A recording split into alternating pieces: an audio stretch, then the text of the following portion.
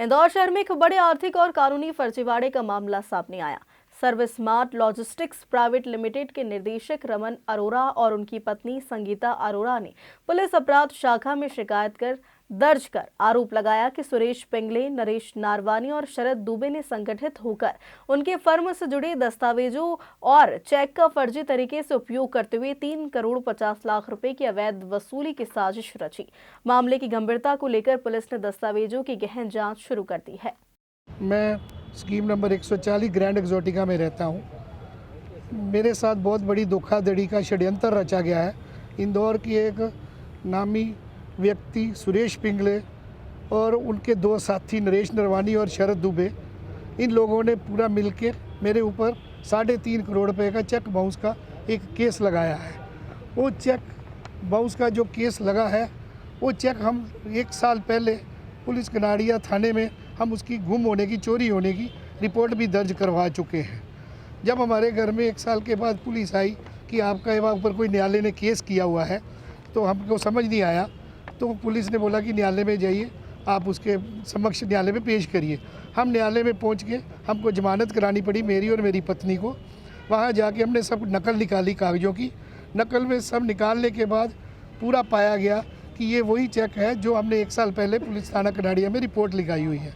उसमें सारा हमने और भी पत्थर कागज़, इन्होंने झूठा इकरारनामा बनाया हुआ था मनगढ़ंत, मुंगेरी लाल के सपने जैसा, कि कोई भी आदमी को विश्वास नहीं होगा उस करारनामे के ऊपर। और तीनों ने मिलकर एक झूठा करारनामा बनाया और मेरे ऊपर 3.5 करोड़ रुपए का केस लगाया।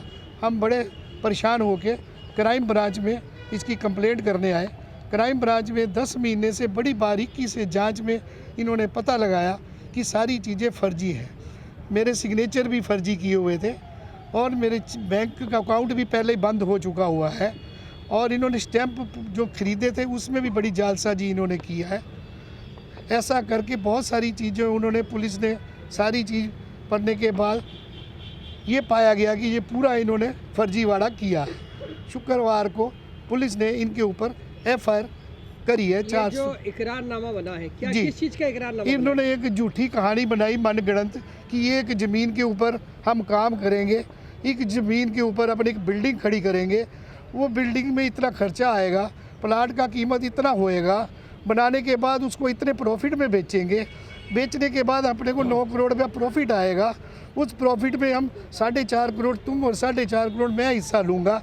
और आपने मेरे को ऐसा बोला कि आज 4.5 की बजाय 1 करोड़ रुपया डिस्काउंट कर दो, 3.5 करोड़ रुपया दे दो। और मैंने उनको 3.5 करोड़ का चेक दिया। ऐसी इन्होंने स्टोरी बना के वो चेक 3.5 करोड़ रुपए का भर के, अभी कुछ चीज़ नहीं है, सब हवा हवाई बातें करके 3.5 करोड़ का मेरे ऊपर चेक बाउंस करने का करारनामा आपके संपर्क में कैसे आए?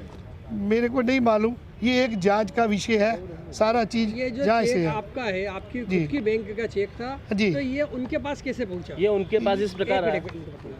ये उनके पास कैसे आया, ये जब पकड़े जाएंगे, इनसे पूरी कड़क तरीके से पूछताछ होगी तो ये सारी चीज़ें सच्चाई सामने आ जाएगी। आपका जो चेक बुक था, एक में से एक ही चेक कैसे गायब हुआ? मतलब ये वो बैंक में हम 2 साल पहले ही, 1-1.5 साल पहले बैंक अकाउंट भी बंद करवा चुके हुए हैं। जी, अकाउंट भी बंद करवा चुके हुए हैं। 3.5 करोड़ रुपए की जो राशि भरी गई है, उसके पीछे क्या लॉजिक है? उसके पीछे क्या? ये उनको वो ही बता सकते हैं। ब्लैकमेलिंग जालसाजी करने के लिए। आपने बताया कि सुरेश पिंगले है, उनके साथ में 2 नाम और आ जाए, नरेश नरवानी और शरद दुबे। उनका क्या रोल है इसमें?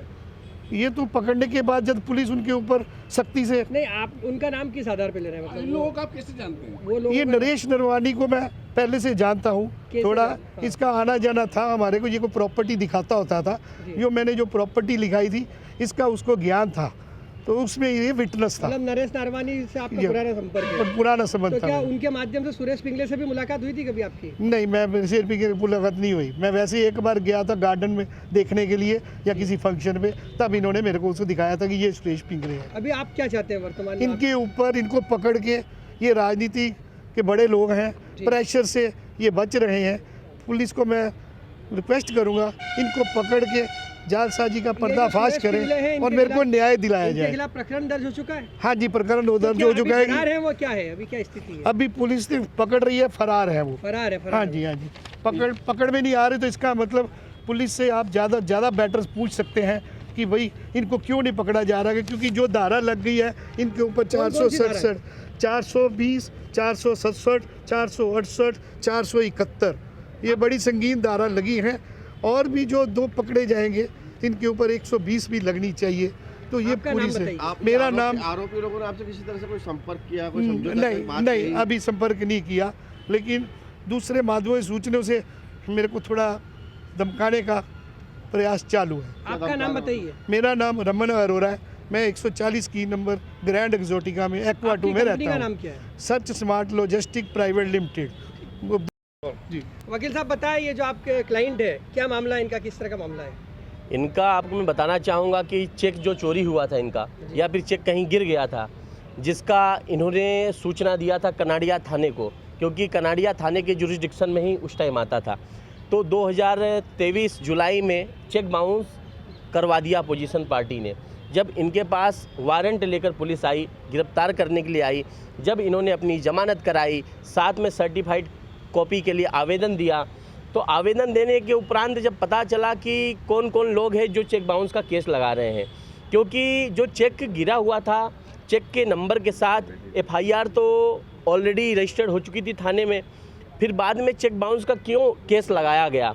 उसके बावजूद सबका राइट्स होता है, अधिकार होता है, आप किसी के अधिकारों का उल्लंघन नहीं कर सकते हो, क्योंकि कॉन्स्टिट्यूशन में भी आर्टिकल है 21 right to life and personal liberty.